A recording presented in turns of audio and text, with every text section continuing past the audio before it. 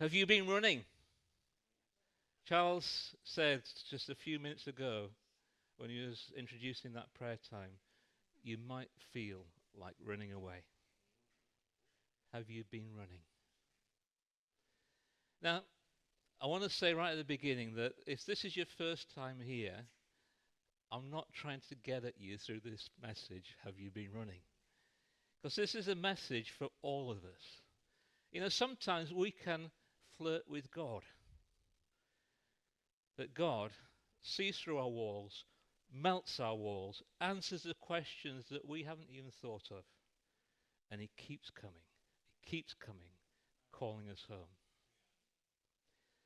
And it's possible that we can come to church every Sunday and go through the motions and still be running away. So this message is for all of us. I want to look at a familiar story to start with. It's a story that I keep coming back to. I can't get away from it. It's in Luke chapter 15. And it's entitled in the Bible, The Prodigal Son. But it's actually about two sons. One who is running away and one who is running to stand still. And so I just want to read a few verses from this story. I'm not going to read the whole story because I've only got a short amount of time this morning. So I've got to get everything in. But in Luke chapter 15, verse 13, it says this. Not many days later, the younger son gathered all he had and took a journey into a far country, and there he squandered his property in reckless living. What's happened is the father has come to the sons and said, here is your inheritance, sons, have it now. Here is your inheritance. It's yours. You can take it. And this one son takes his inheritance, goes away into a different country, and squanders it on wild living. I've been there. Maybe you have too. But then in verses 20 and 21, it says this. After he's squandered all he has, after he's in the gutter, it says he arose and came to his father. But while he was still a long way off, his father saw him and felt compassion and ran and embraced him and kissed him. And the son said to him, Father, I have sinned against heaven and before you. I'm no longer worthy to be called your son. He has a complete turnaround, in other words.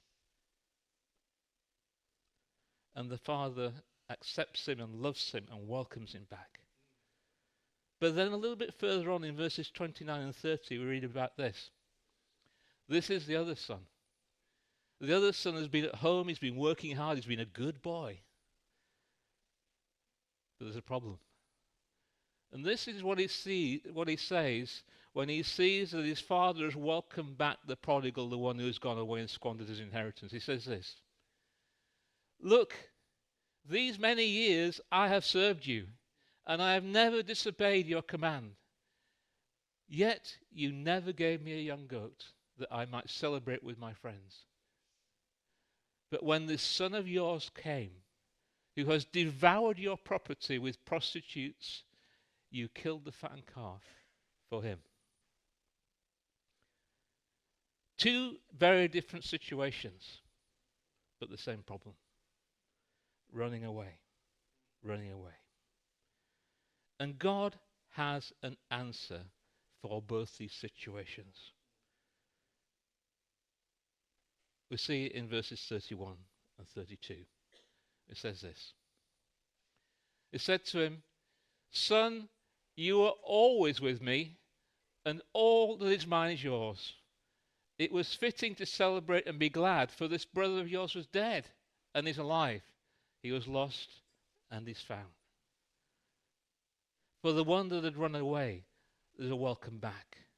For the one that stayed, there was always a welcome there. He was never rejected. Neither of them were. The Father was just waiting. And that's a story that Jesus told to people when he was there walking on the earth. And it's a picture of what God is like. And the answer for those two men in that time and for us today is what we call the gospel. You may have heard that phrase. Christians use it a lot. And in the Bible, there are 4 gospels, 4 different accounts of Jesus. But the message is the same in all 4. And I thought it'd be fun this morning to try and condense the gospel into just a few sentences. And so I wrote something down and I thought, well, that's not great, is it? It's not really good, that one. And so I tried again, I wrote it down again, and I was really struggling to really condense it down into a few sentences. So I thought, I'll do what everyone else does, I'll Google what is the gospel. So I Googled what is the gospel, and I got a lot of books. The Gospel of Jesus Christ, the Simple Gospel,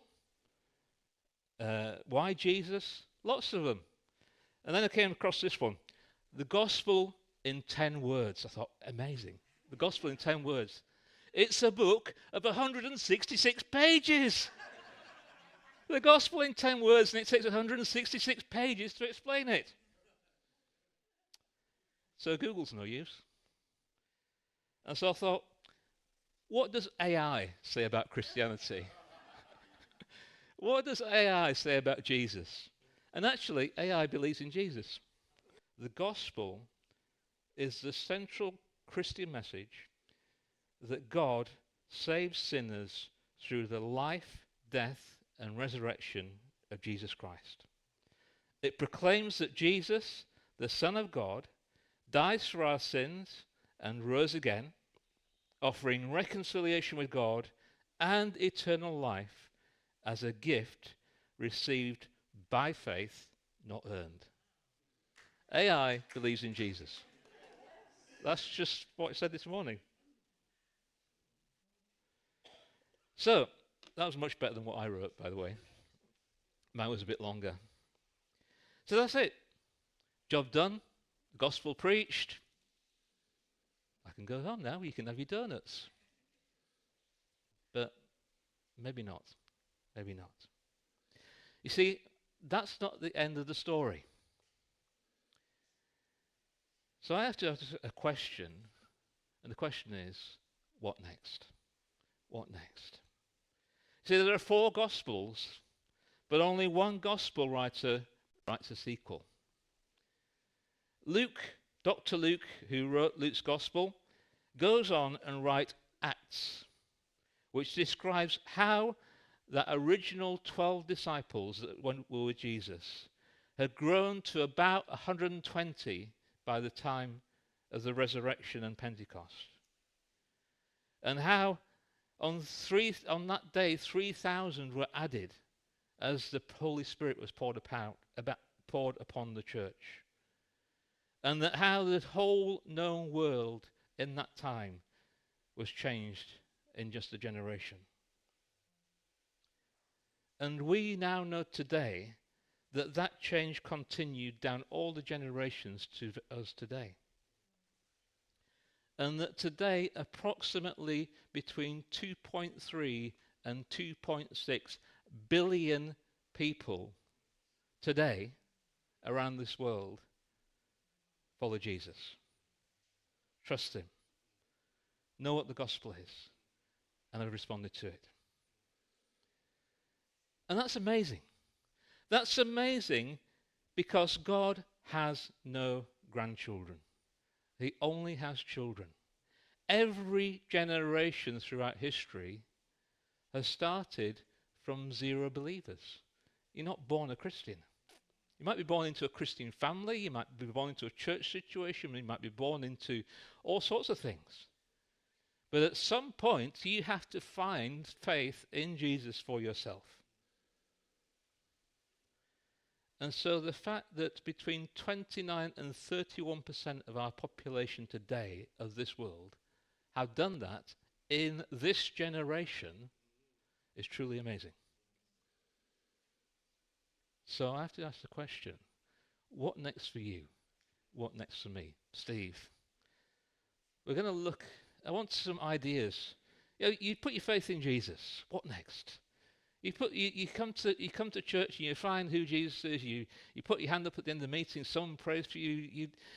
However, whatever happens, you're on a journey. You got there. What happens? What next? What next? Discipleship. Discipleship. What's that? Well, we need to be discipled by people that know the word, so that we grow in our understanding of becoming born again. Growing in our understanding. Okay. Read the Bible so that we can find out all about God. That's a good thing. Reading the Bible. Those things, and also find a Bible-believing church and plug in big time, because there's so much. It's so amazing, and it's completely new. God has taken us out of darkness and into his new life. Mm-hmm. And so we don't know anything about it, so we need to learn. Become adopted into God's family, and you have a place, and therefore you find a place to serve and contribute. Yep. Praying over finding God's plan for us, so that we can do just that, serve Him. Yeah. Yeah, ask God, what do you want me to do next? Oh, ask God what you want me to do next. Get to know God through that daily interaction with Him. Getting to know God. Daily. Yeah. All those things are great. And what they all have in common is they all point that there's more. There's more. It's not just a one-off thing, getting to know Jesus. And I found really helpful something that Charles has been saying recently. I found lots of things helpful that Charles says, but just this one particular thing has struck to me. And Charles has been describing what it's like to follow Jesus. And he's used this word allegiance, having your allegiance with Jesus. And so I thought, well, that's a bit of a big word. I need to look it up and see what it means. And so I looked it up and I found lots of different words which are part of allegiance. Paul, if you could put those up, please. So allegiance is about loyalty. It's about faithfulness. It's about fidelity. It's about obedience. It's about fealty. I don't know what that means. About adherence, about homage, about devotion, about bond, about trueness, about true-heartedness, about trustiness, about trustworthiness, about steadfastness, about fastness, about staunchness, about dependability, about reliability, about duty, about constancy, about dedication, and commitment. All those things, and everything you've said this morning, is the next step to Jesus, to getting to know Jesus. Now that to me doesn't sound like a one-off, emotional, logical, or academic response to Jesus at the end of a meeting. It sounds like a lifetime's work. And it is. And I've been on that journey now for 40 plus years. And I've still got a long way to go. An allegiance to Jesus means that the story, our story, doesn't end with that first encounter. That Jesus doesn't stop having supernatural input into our lives.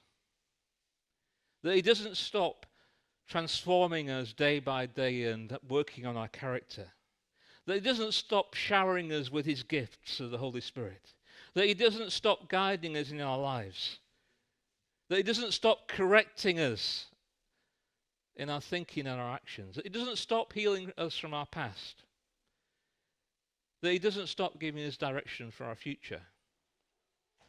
But that his presence is with us on a daily basis. And so what happens next is very, very important. And we can choose. God has given us an amazing gift, and it's called free will. I don't know why he gave it to us. I wouldn't have given it to us. It's a dangerous thing to do. And he will never take it away, and he will never override it. And we can walk into our destiny with him, or we can keep on running. I want to tell you a story this morning. And this is a story hopefully you'll enjoy. It's about the greatest nightclub you've ever imagined. And there are two men standing in the queue to get into the nightclub. So this is the greatest nightclub there has ever been. And outside a nightclub, if you've been, you'll know that there are bouncers. Outside this nightclub, there are 2 bouncers, and they are huge. They have their tuxedos on with their white shirts, and they are pristine. They're a little bit unusual because they have slits in the back of their jackets, and out of the slits are projecting huge wings. In other words, these bouncers are angels. And they stand in front of the nightclub door, and they ask people, why should I let you in? And so our story is about 2 men who are standing in the queue outside this nightclub, and they're both waiting as people go forward, and some people are going in. And as they're standing in the queue, they turn to each other and they start chatting, and they don't really know one another, and they start chatting about inane things, and before they know it, they reach the front of the queue. And so the first one says to the second one, you go first. And he said, no, a little bit nervous, you go first. And so the other guy steps up. And the bouncers say to him, why should we let you in? And the guy looks at them and says, well, where should I start? I was born into a religious family. I was born a Jew. I was circumcised on the 8th day as it is prescribed in the Jewish law. I have a good pedigree. I am a Pharisee, and I have studied under the greatest teachers. I have been zealous for God all my life. And the bouncers look at each other nonchalantly and say, is that it? Is that all you got? And the guy looks at me and says, no, that's just a preamble. That's nothing. Because all that I had is nothing. Because I saw, as I was journeying on a road to a town, a light. And in that light I saw a person, Jesus of Nazareth. And he is all that matters. And from that point on, I made my life about knowing him and serving him and doing his work and sharing in his sufferings, and became like him for this. And the bouncers look at each other. Thumbs up. In you go. And the guy holds back. He says, can I just wait here for my friend? Sure, they say.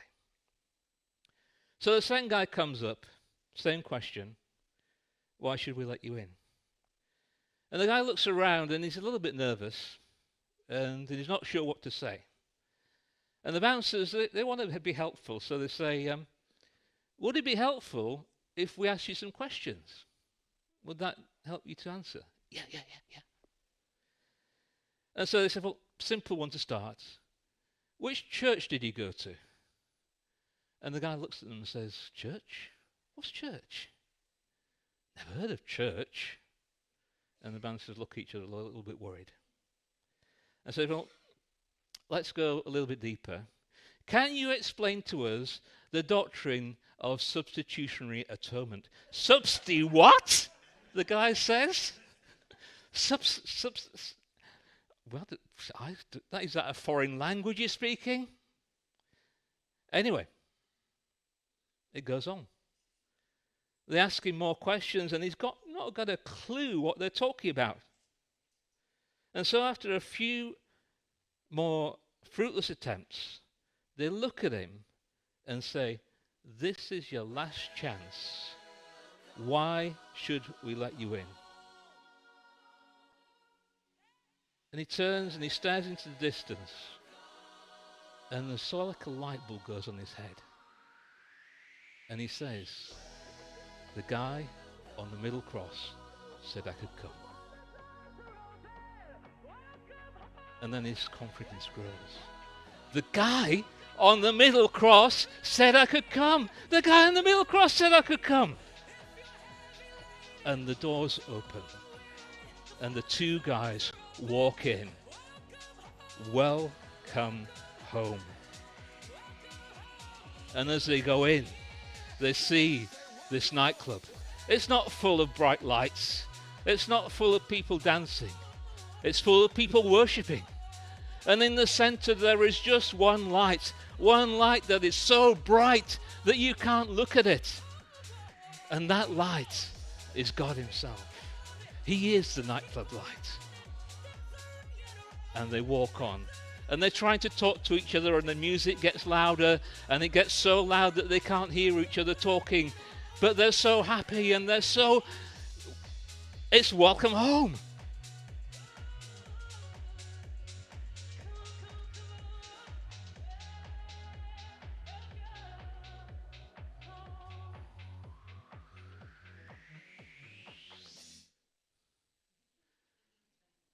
And so we have the story. Please don't base your theology of heaven on what I've just said. It's just a story.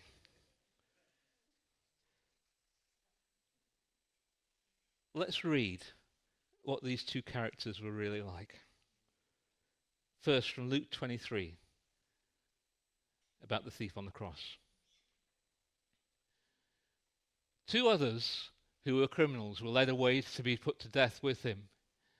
And when they came to the place that is called the skull, there they crucified him and the criminals, one on his right and one on his left. And Jesus said, "Father, forgive them, for they do not know what they do." And they cast lots to divide his garments, and the people stood by watching. But the rulers scoffed at him, saying, "He saved others, let him save himself. If he is the Christ of God, his chosen one." And the soldiers mocked him, coming up and offering him sour wine and saying, "If you're the king of the Jews, save yourself." There's also an inscription over him, "This is the king of the Jews." One of the criminals who were hanged railed at him, saying, "Are you not the Christ? Save yourself and us." But the other rebuked him, saying, "Do you not fear God, since you are under the same sentence of condemnation? And indeed we justly, for we are receiving the due reward of our deeds. But this man has done nothing."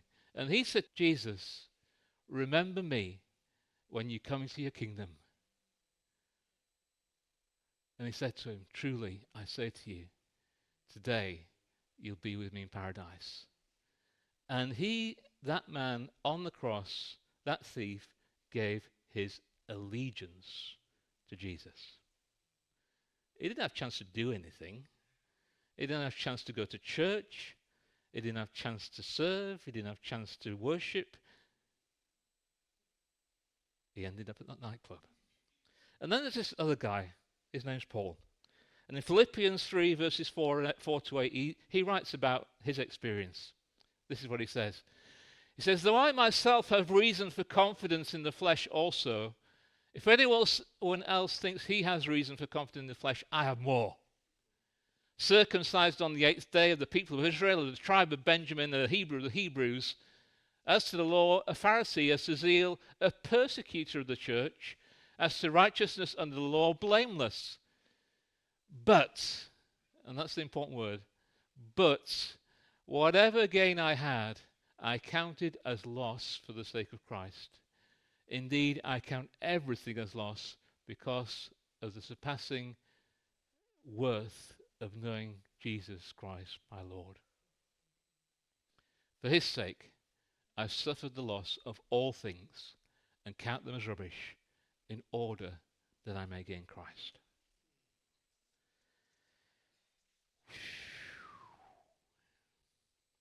Two extreme examples. The thief and the apostle.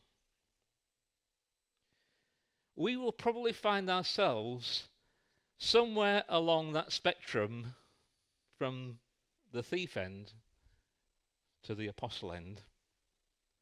Hopefully nearer the apostle end than the thief end. In time terms I'm talking about, not in behavior. And so what happens next? What happens next for us? Well, next is the D word. You know what the D word is? Discipleship. That's a good D word. Everyone agree with that? Anyone disagree with it? Dancing. Yeah, that's good too. Dancing is good too. Well, discipleship is a good D word, but it's not the D word that I was thinking about when I was writing this message. The D word I was thinking about when I was writing this message was donkey. Now, you may think that my thought process is a little weird, and it is a little weird, but I want to talk to you about being a donkey for Jesus. Let me explain. If we skip ahead in the Gospel of Luke, we'll find the account of Jesus entering Jerusalem, and the last week it's going to be alive. And he enters Jerusalem riding on a donkey, a colt, a donkey that's never been ridden before. And so I want to ask you this morning, what sort of donkey are you? Are you a good donkey or a bad donkey? Let me explain. Go with me on this one. So we don't know what the donkey was thinking, but I'm going to speculate on what the donkey might have been thinking. So this is the first time that this donkey has been ridden, so it doesn't know what it's all about. And it's taken from the place it was where Jesus sent his disciples to get it, and people put their cloaks on it, and then this guy sits on the donkey, and the donkey's got no idea who this person is. And it walks down the road into Jerusalem. And as it is walking, people are laying palm branches in front of it. And maybe the donkey is thinking, wow, this is good.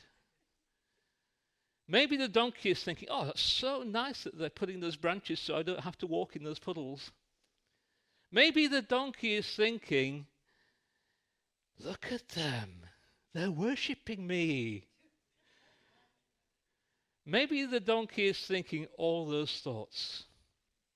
In other words, maybe the donkey is thinking it's all about him. That's a bad donkey. And the temptation for us is that we are bad donkeys. Or maybe the donkey is thinking, who's this on my back? Who is this I am carrying? This is this, maybe people are saying, this is the Son of David. This is the Son of God. The donkey's hearing the shouts of the crowd, and they're hearing the worship and thinking, wow, I am so privileged that I have never been ridden before, and the first person that rides on my is this guy. It's so great. Good donkey. Are you a good donkey or a bad donkey?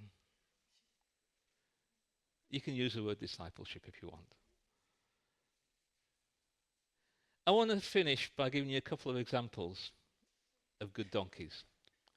I heard this on the radio this week on the news. They were talking about Gordon Brown, the ex-Prime Minister. Now, and this is not a political thing. This is about him as a person, not about his politics, whether you agree or disagree with that. And these people were saying about him, and they were just talking about who he was as a person. And they said, this is what he's like. Gordon Brown, who as an ex-Prime Minister still has security and all that stuff around him and is still looked after and still speaks out and is a well-known person and does all sorts of stuff. You'll have heard him talking about Peter Mandelson and all that sort of stuff. He told his people he was going on holiday. He says, I'm going away for a week. Don't bother me. I'm on holiday. You know, I need a rest. Great, fine. Gordon Brown goes off to the Algarve. You know, a bit of sunshine, reading a few books. No. Gordon Brown went to work in a hospice for a week. He didn't tell anybody. He went and did what Jesus told him to do without telling anyone. Good donkey. And then the other story they said was that he was visiting a family in Scotland where he lives, and it was a poor family. And when he went into the house, he noticed that the two children were sleeping on mattresses on the floor. And so he went home, And his boys have grown up now. And he disassembled his boys' bunk beds, and he took them and he gave them to the family. Good donkey. Or good disciple, if you want to use that language. So what next for you? Maybe God has got some deeds for you to do in secret. I don't know how people found out about those things. Gordon Brown didn't tell them. He was very embarrassed when he found out that people knew about them. But somebody blabbed. And maybe God has got something very unusual that you cannot imagine at all. Very briefly, a friend of ours, her name is Jean, and Amanda and Jean and 4 other ladies went to Argentina back in 2001 to see the revival that was going on there. Amanda's my wife, if you don't know her. And while they were out there, they were in a prayer meeting, and this Argentinian leader, his name was Jose List, prophesied over Jean. Now, Jean at that time was working as a nurse. And Jose stood in front of her and he said, God is going to make you a bishop in the Church of England. Now, you need to remember that this was 2001. Jose didn't know a lot about the structures of the Church of England. It was technically possible to be a vicar in the Church of England as a woman by then, but not many were. And Jean is working as a nurse in hospital. She's feeling a sense of God's call on her life to go into ministry, and nobody knows about this. And she comes home, and the 6 ladies on the plane on the way back are celebrating Amanda's 40th birthday. The cabin crew bring a birthday cake, and they haven't got a knife, so they cut it with a credit card, and it's great. and they're talking about this and saying to Jean, do you believe it, And she says, well, it seems impossible, but God can do it. And so she began a journey 25 years ago, and she became a deaconess, and then she went for ordination, and she served 25 years in the Church of England. Hard work as a woman serving in the Church of England during that time. And if you want, you can go home today and Google Bishop Jean Burgess, because this year she was made Bishop of Grimsby. Maybe God has got something amazing in your life. I don't know what it is. You maybe don't even know what it is. Maybe it's serving, or maybe it's serving.